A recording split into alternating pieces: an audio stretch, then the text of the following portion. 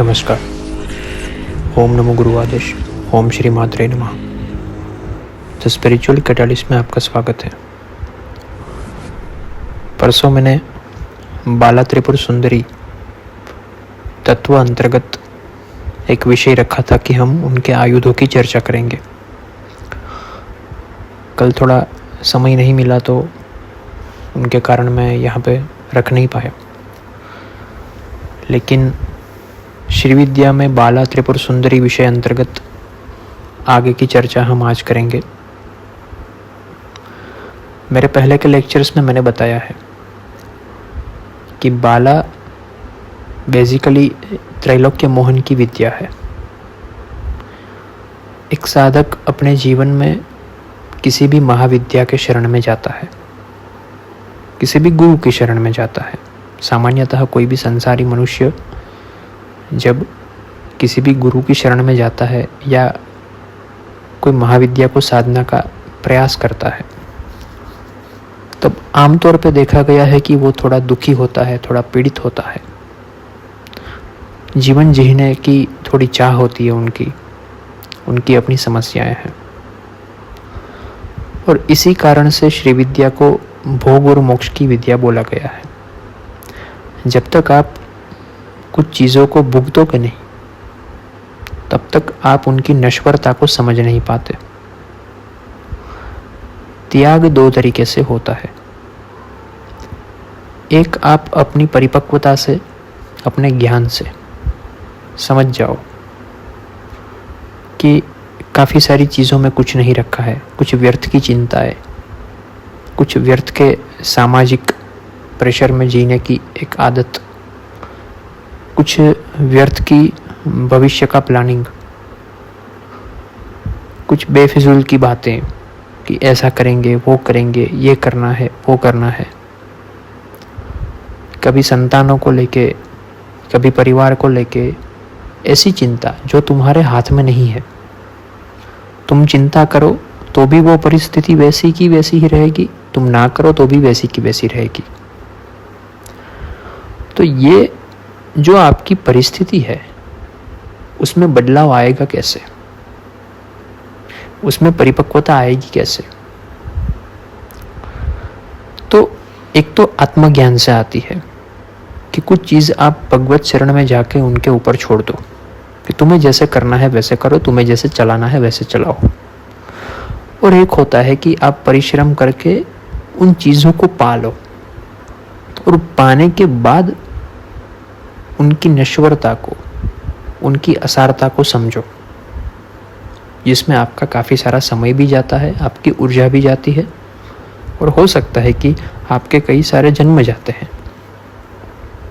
जैसे किसी व्यक्ति को बहुत पैसे कमाने की चाह है, अपने जीवन निर्वाह के लिए पैसा सबको चाहिए, लेकिन किसी को बहुत चाह है, करोड़ों में चाहिए, खरबों में चाहिए।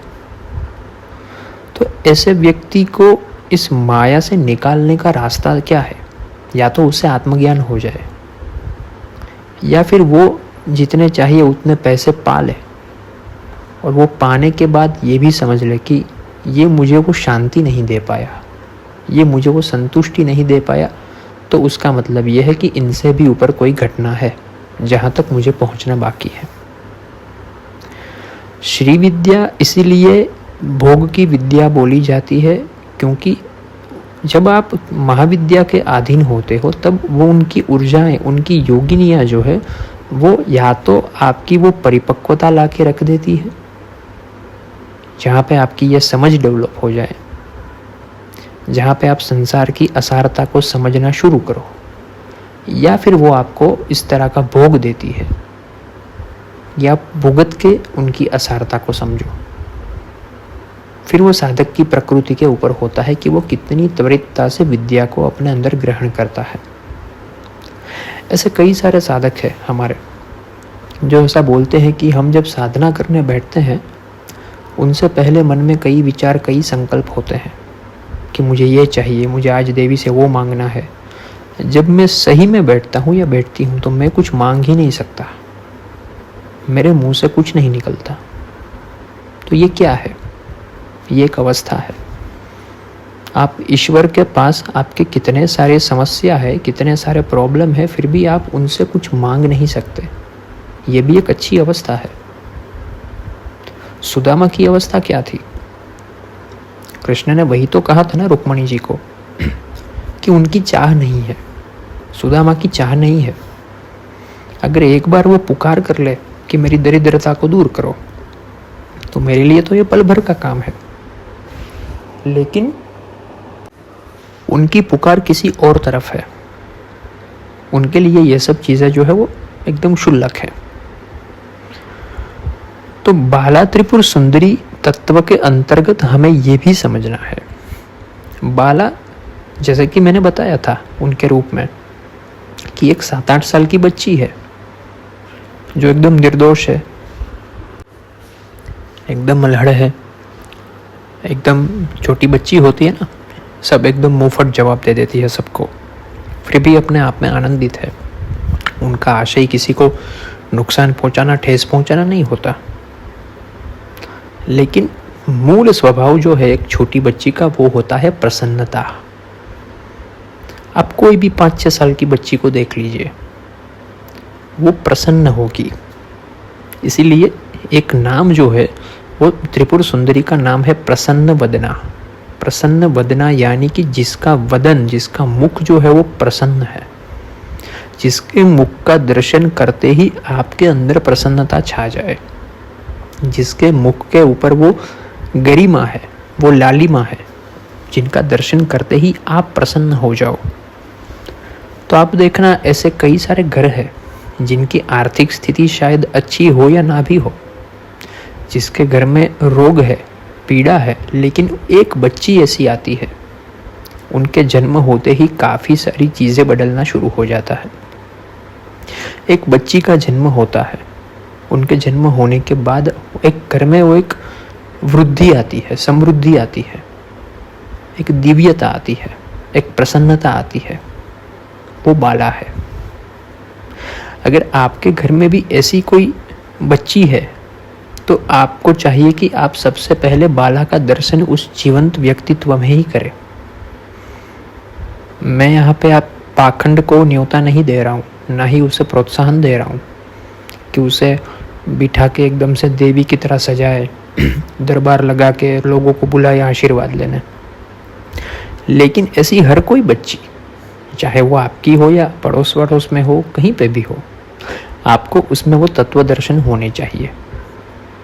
वैसे तो बाला के हाथ में पाश है, अंकुश है, अभय मुद्रा है, उनकी वरदान देने वाली मुद्रा है। तो पाश और अंकुश तो महागणपति के हाथ में भी है। ऐसे कई सारे देवता है जो पाश और अंकुश को लिए बैठे हैं।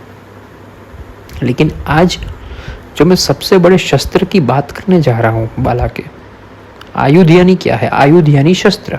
आयुध यानी कि उसकी इंग्लिश में अगर बोला जाए तो कोर कॉम्पिटेंसी। कोर कॉम्पिटेंसी यानी क्या है?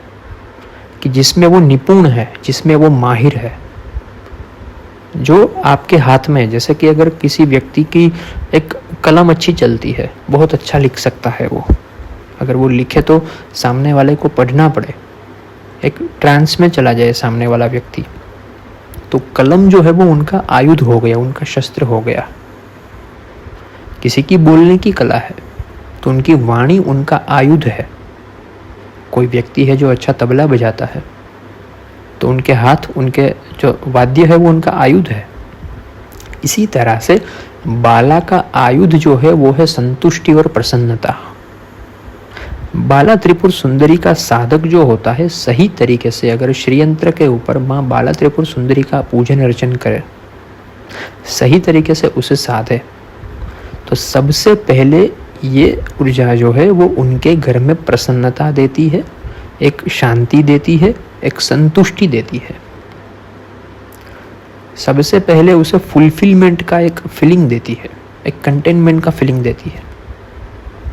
सुखी होना और दुखी होना एक चीज होती है और संतुष्ट होना एक चीज होती है।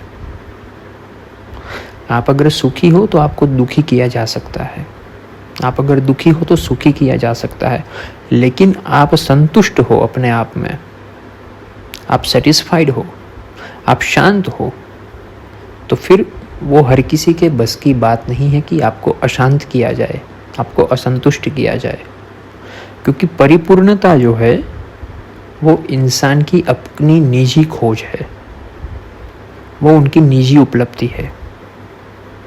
अगर कोई व्यक्ति जो है वो एक झोपड़पट्टी में भी फुलफिल है अपने आप में, वो तत्व को पा गया है, गंगा के किनारे वृंदावन में एक झोपड़ी बांध के रह रहा है और भजन कर रहा है, और ऐसा भी कोई व्यक्ति है जो 100 करोड़ के 50 करोड़ के मकान में रह रहा है लेकिन वो स्लीपिंग पिल्स खा के सो रहा है, तो समृद्ध किसको माना जाए? तो एक पैसे वाला व्यक्ति किसको माना जाए? संतुष्टि किसके जीवन में है? विद्या को सीखने का मतलब ये होता है कि जीवन के तत्व रूप मतलब को समझो। पूजयामी तर्पयामी करने से कुछ नहीं होता, सिर्फ जीवन के तत्वज्ञान को समझो, लाइफ की फिलॉसफी को समझोगे तो आपको पता चलेगा कि श्री विद्या जो है वो असल में ऐसी विद्या है जिनको पाने के बाद आपको और कुछ साधना बाकी नहीं रहता। तो बाला त्रिपुर सुंदरी जो है उसको प्रसन्न वदना भी बोला गया है, वो इसी कारण से बोला गया है। हास्य उनका आयुध है। तो ये आपको जब आप इनिशिएट होते हो दीक्षा में तब आपको समझाया जाता है। और दुनिया भर के मोटिवेशनल सेमिनार का या फिर हीलिंग पावर का या फिर आप कुछ भी पकड़ लो, ये स्टोन पहनना, वो स्टोन पहनना, ये हीलिंग करना, वो रीडिंग करना, इन सब का जो कोर पड़ा है ना, एक मूल पड़ा है ना, रूट, वो बाला त्रिपुर सुंदरी की साधना में है। अगर आप डिप्रेस्ड हो तो कोई मोटिवेशनल स्पीकर आपको क्या कहेगा कि भाई खुश रहने का प्रयत्न करो, प्रसन्न रहने का प्रयत्न करो। उनके लिए क्या करना पड़ेगा? आपको जो अच्छा लगता है वो करो, बाहर घूमने जाओ, खाना खाओ, मूवीज़ देखो, कॉमेडी शोज़ देखो, कुछ भी करो। परिवार वालों को बोलते हैं कि इसे थोड़ा हंसाओ, इसे थोड़ा अच्छे से रखो, है ना। अगर कोई हीलर है तो क्या करेगा? आपको बोलेगा कि अच्छा सोचो, अपने बारे में अच्छा सोचो, ऑलवेज थिंक पॉजिटिव, समझ लो कि आपका ये काम हो ही गया है, समझ लो कि आपका ये कार्य संपन्न ही हो गया है, ऐसा ही मैनिफेस्टेशन जो है वो आप भेजो। ये सब चीज़ें जो है ना वो बाहरी हील करने वाली चीज़ें हैं। बाला त्रिपुर सुंदरी आपको अंदर से हील करती है। वो ग्रास रूट लेवल से ही वो जो है आपके अंदर जो सड़ा हुआ एक चीज़ है, एक नेगेटिविटी है, एक पेसिमिज्म है, वो निकाल देती है। मूलतः श्री विद्या लाइफ को आप किस नज़रिए से देखते हो, आपका पॉइंट ऑफ व्यू क्या है, उनके ऊपर निर्भर करता है कि आपकी साधना की सिद्धियाँ क्या है। हर एक चीज़ मंत्र में विहित नहीं होती, हर एक चीज़ पुस्तकों में लिखी हुई नहीं होती। कुछ चीज़ें ऐसी होती है जो गुरु के मुख से ही आपको सीखनी और सुननी पड़ती है। और श्री विद्या में पर्टिकुलरली ऐसा है कि आपका लाइफ अप्रोच क्या है, चीज़ों को लेके आपका अप्रोच क्या है, आप चीज़ों को किस तरह से लेते हो, उस तरह से आपकी ऊर्जाएं काम करती है। साधना आपने शुरू कर दी, आपने तर्पण अभिषेक का क्रम शुरू कर दिया, आपने मंत्रों का जाप शुरू कर दिया, वो ऊर्जा अब इकट्ठी हो रही है। तो अब आपकी मनोवृत्ति क्या है उस चीज़ों को लेके? साधना तो असुर भी करते थे, देवता भी करते थे, फल तो दोनों को मिलता था, क्योंकि एनर्जी न्यूट्रल है, ऊर्जा न्यूट्रल है, वो किसी को भी मिल सकती है। लेकिन उस ऊर्जा का आप पॉजिटिवली कंस्ट्रक्टिव वे में यूज़ करते हो या डिस्ट्रक्टिव वे में, वो आपको देवता और असुर बनाता है।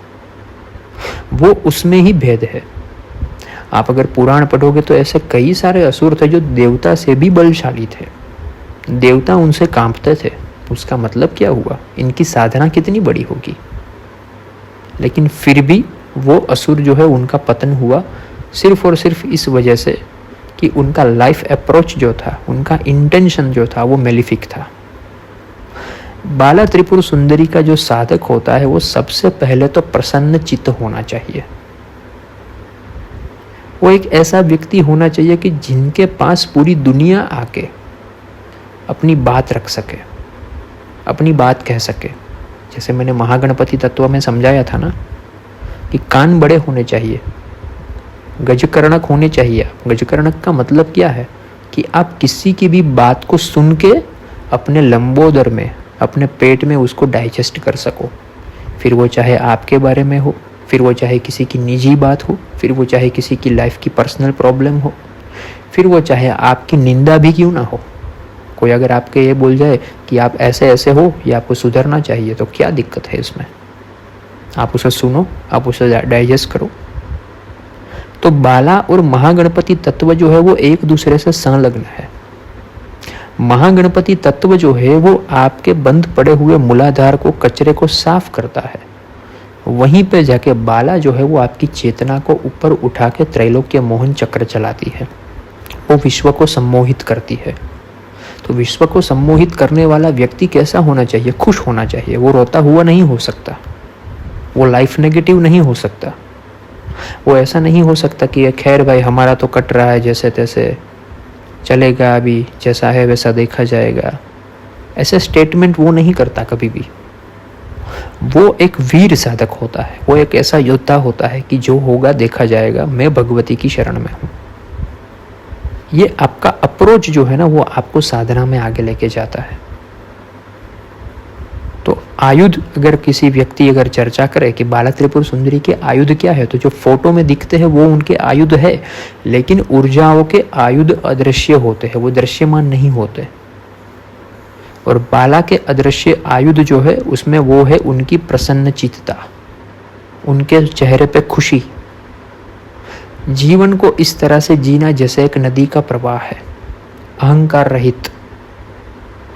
किसी को सत्य बोल भी देना है मुंह पे तो कोई प्रिजुडाइज से नहीं बोलना है, कोई कर्ता भाव से नहीं बोलना है, किसी को दुख पहुंचाने के लिए नहीं बोलना है। एक लगाव होना लोगों से, एक प्रेम दर्शाना लोगों के प्रति, लेकिन वो प्रेम माया ना हो, ये बाला है।